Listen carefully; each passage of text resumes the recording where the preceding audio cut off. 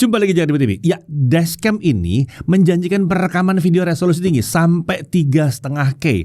Ini adalah Hikvision Dashcam C8 Pro. Ya, kalian nggak salah dengar. Ini memang produk dari produsen perangkat surveillance ternama atau CCTV yang ternama itu ya. Dashcam C8 Pro ini berisikan kamera depan dan kamera belakang dalam satu paket. Menariknya, dashcam ini juga dilengkapi dengan ADAS atau Advanced Driver Assistance System. Ini bisa membuat mobil biasa kita jadi punya fitur seperti mobil baru ya. Kamera ini juga menggunakan lensa wide angle hingga 151 derajat, jadi sudut perekamannya makin luas lagi. Oke, langsung aja kita mulai pembahasan dashcam yang satu ini.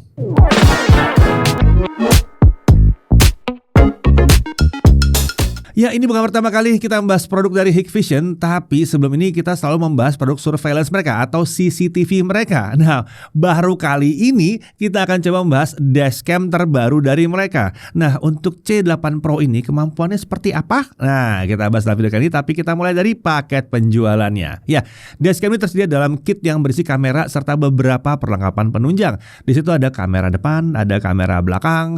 Ini bukan kamera depan atau belakang seperti di HP ya. Kamera yang ditaruh di depan dan kamera yang taruh di belakang, maksudnya gitu, belakang mobil ya.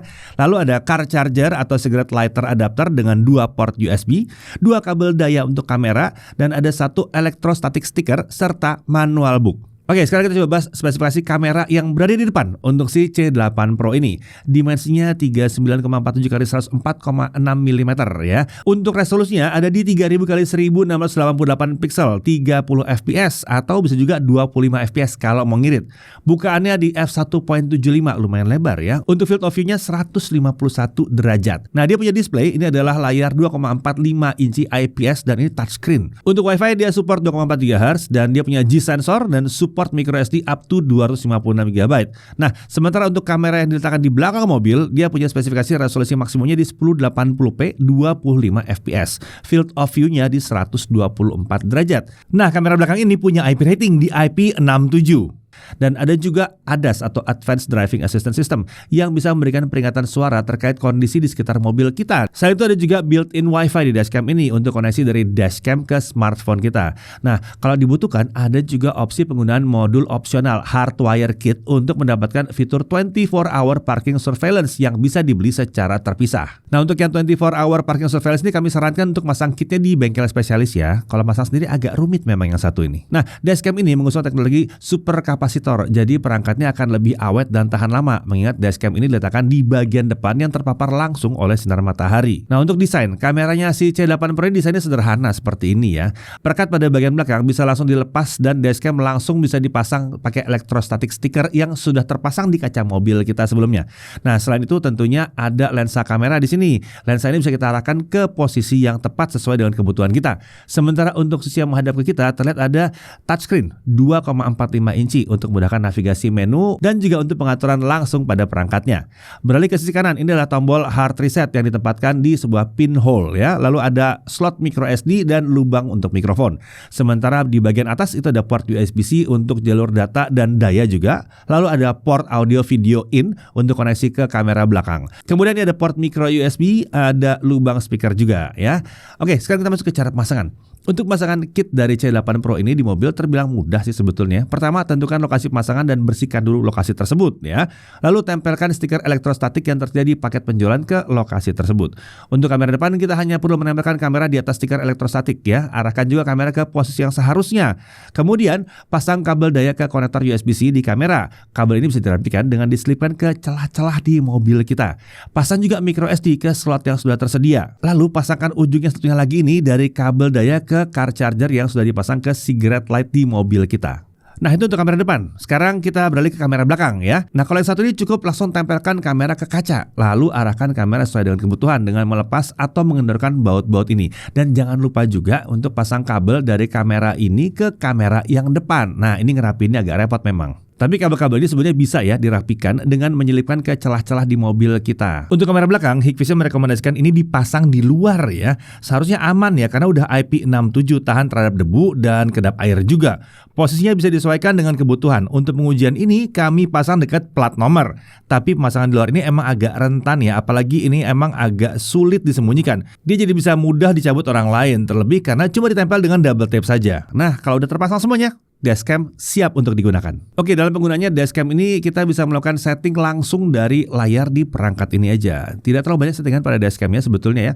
Di menu utama ada opsi untuk menyalakan dan mematikan WiFi, lalu ada speaker, mikrofon, dan parking surveillance. Di menu berikutnya ada opsi untuk mengatur volume suara, live preview pada layar, resolusi, dan bahasa. Di menu ketiga ada pilihan untuk reboot, reset, dan format memori SD-nya. Nah, untuk mempermudah penggunaan kita bisa mendownload app dari HIK Dashcam yang ada di Apple App Store dan juga di Google Play Store. Tentunya agar bisa mengakses dashcam lewat aplikasi, smartphone harus terhubung ke dashcam. Secara standar, koneksi ke dashcam ini hanya bisa dilakukan dengan Wi-Fi direct. Setelah terhubung, aplikasi ini bisa kita gunakan untuk beberapa hal, termasuk untuk pengaturan resolusi video recording, sound on atau off, volume suara, parking monitoring, hingga update firmware dan lain sebagainya. Ini sebenarnya kurang lebih mirip ya dengan setting yang bisa dilakukan langsung pada kameranya, tapi akan lebih mudah dan lengkap kalau setting dilakukan dari smartphone. Tentu saja kita juga bisa melihat rekaman video perjalanan lengkap dengan informasi tanggal dan jam ya. Ini akan memudahkan kalau kita butuh meriksa hasil rekaman melalui smartphone, dan kita juga bisa mendownloadnya ke smartphone kita. Selain itu kita juga dapat memberikan perintah suara kepada dashcam ini nih ya, yaitu misalnya snapshot itu untuk mengambil gambar atau foto, lalu recording on untuk memulai perekaman, recording off untuk menghentikan perekaman. Snapshot. Snapshot. Traffic light turns green. Recording on. Sound recording started. Recording off. Sound recording stopped.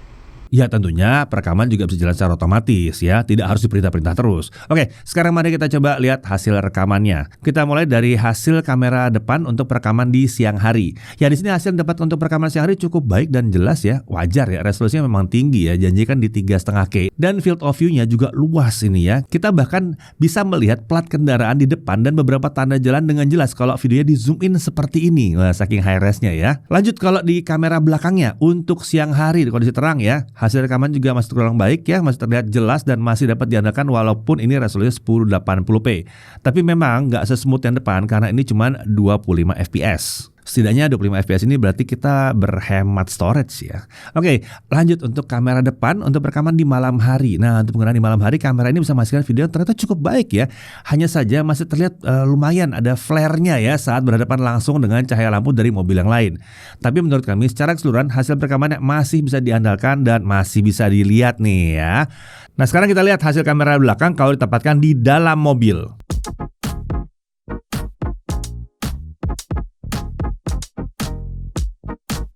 Sekarang mari kita lihat hasil kamera belakang kalau dipasang di luar mobil. Nah, hasil seperti ini nih.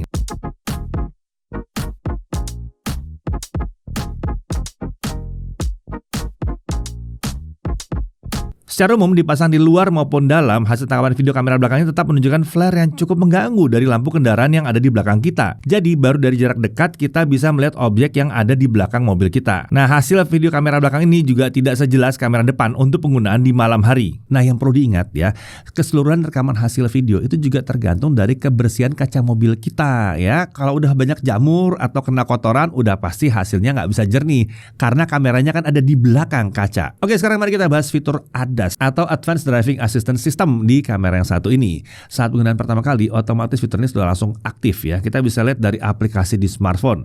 Nah, untuk memanfaatkan ADAS ini, C8 Pro akan memberikan peringatan di beberapa kondisi. Seperti misalnya saat mobil di depan sudah jalan. Front vehicle moved. Ya, ini berlaku kalau misalnya kita lagi macet gitu ya, terus mobil depan yang tadinya berhenti itu berjalan menjauh. Atau bisa juga terjadi kalau di lampu merah kita lagi meleng gitu atau lagi bengong gitu mungkin ya. Nah, pada saat ini terjadi ya, ADAS-nya akan mengingatkan kita kalau memang sudah waktunya untuk maju. Traffic light turns green. Ya, ini biar nggak diklaksonin dari belakang juga ya sebenarnya ya. Lalu, dia juga berfungsi saat lampu merah berubah jadi hijau. Nah, dashcam itu memberikan kita peringatan bahwa, hey, lampu lalu lintasnya udah berubah jadi hijau, maju lu sekarang gitu ya. Kemudian dia juga kasih peringatan kalau kita melebihi kecepatan yang diizinkan. Nah, fitur ini bergantung dari rambu-rambu yang ada di jalan ya, kalau ada kecepatan maksimal yang diizinkan. Biasanya kita temukan pada jalur tol. Saat digunakan di jalur perkotaan, fitur ini terkadang memberikan peringatan walaupun kami tidak menemukan tanda batas kecepatan maksimal. Sayangnya di sini kita tidak bisa melakukan pengaturan secara manual ya. Oke, kita lanjut ke ukuran filenya ya. Oke, sekarang kita lihat beberapa besar file video yang dihasilkan oleh dashcam ini untuk menentukan berapa besar sih sebetulnya kapasitas microSD yang kita butuhkan. Nah, kamera depan itu memerlukan 262 MB dalam satu kali perekaman dengan hasil rekaman selama 11 menit pada seluruh settingan resolusi. Setelah file mencapai 262 MB tersebut, kamera akan otomatis membuat file rekaman yang baru. Nah, kalau kita bicara soal audio ya, dengan atau tanpa audio, ternyata ukuran file video yang kita rekam itu tetap sama aja. Karena kan akan dilimit di 262 MB ya. Efeknya apa kalau kita pakai audio? Nah, durasi rekaman dalam 262 MB itu jadi lebih pendek aja. Sementara untuk kamera belakang, file kan juga sekitar 262 MB untuk durasi perekaman tapi di 27 menit ya. Tentunya karena resolusinya kan lebih rendah. Nah, pertanyaan sekarang berapa kapasitas microSD yang dibutuhkan? Tentu ini bergantung dengan kebiasaan kita ya. Berapa lama kita berkendara dengan mobil setiap harinya misalnya. Dari tabel ini terlihat bahwa sebaiknya kapasitasnya yang kita pakai adalah 128 GB lah minimal ya untuk dapat merekam keseharian kita selama perjalanan. Jadi kalau perjalanan agak jauh juga gitu, nggak tiba-tiba ya satu hal yang penting itu sudah tertimpa dengan rekaman yang baru. Nah, untuk harganya, kalau kalian tertarik dengan Hikvision Dashcam C8 Pro ini, dia dijual dengan paket kamera depan dan belakang itu di 2.719.000. Sementara untuk paket kamera depan belakang plus parking kit itu ada di 3.019.000. Nah, untuk modul GPS dan 4G, Hikvision berjanji akan segera menjualnya juga di pasaran, tapi untuk saat ini memang belum tersedia. Jadi itu masih bisa ditambahkan lagi, ada add-on lagi ya. Oh ya, nanti kedepannya juga akan ada versi Dashcam 4K juga untuk tipe C8 Pro yang merupakan versi upgrade dari yang 3,5K ini dan akan dijual secara bersamaan. Untuk link pembeliannya silahkan cek di deskripsi di bawah. Dan sekarang kita masuk dalam hal yang perlu diperhatikan. Pertama, dashcam ini tidak mempunyai storage internal, jadi kita perlu menambahkan microSD untuk menggunakan dashcam ini. Kemudian, fitur ADAS-nya itu belum sepenuhnya berjalan dengan benar-benar baik ya. Terkadang ini memberikan peringatan berlebihan atau sama sekali tidak ada peringatannya. Kemudian di sini ada WiFi direct, tapi memang ini lebih pas digunakan untuk sekedar memeriksa rekaman video aja. Kalau mau ngopi file akan lebih cepat kalau kita cabut microSD-nya dan copy ke PC kita pakai card reader. Yang mau pakai card reader di handphone juga bisa lah sebetulnya, nggak usah pakai PC-PC banget juga bisa. Kemudian di sini tidak ada mounting ya. Jadi dashcam ini langsung ditempel pada electrostatic sticker. Kamera belakang ini bisa dipasang di luar mobil sesuai rekomendasi Hikvision, tapi jadi rentan hilang ya karena terbilang cukup mudah dilepas. Kemudian untuk kamera belakang di perekaman malam hari ini agak kurang bagus ya karena lampu mobil yang terekam melalui kamera belakang tuh jadi tampak silau-silau gitu. Dari sisi menariknya, paket penjualannya langsung berisi kamera depan dan belakang. Jadi lengkap aja gitu, langsung depan belakang, bukan cuma depan doang terus mesti beli lagi kamera belakang yang terpisah ya. Lalu dia support resolusi tinggi untuk kamera depannya sampai 3,5K dengan sudut pandang yang luas banget. Hasil rekaman juga terutama untuk kamera depan tuh sangat memadai ya untuk siang hari ya.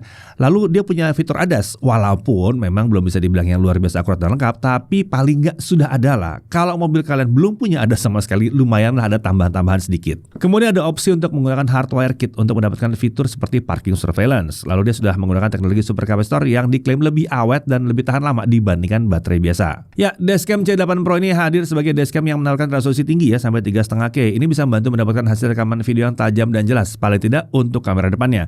Selain itu karena dia sudah pakai fitur ADAS, walaupun memang belum sempurna tapi sudah cukup membantu lah di sini. Garasi juga cukup panjang ya hingga 2 tahun ya. Dan karena mereka menggunakan teknologi superkapasitor, harusnya ini lebih awet dan tahan lama aja dibandingkan dashcam kebanyakan yang masih pakai baterai lithium. Jadi kalau memang tengah mempertimbangkan untuk mencari dashcam depan belakang ya yang sepaket gitu dengan kemampuan ADAS serta perekaman resolusi tinggi, dashcam C8 Pro ini bisa dipertimbangkan. Apalagi kita juga bisa nambahin lagi modul-modul tambahan ya yang tersedia. Jadi bisa untuk menjaga keamanan mobil 24 jam. Saya Deddy Irfan, Jakarta TV.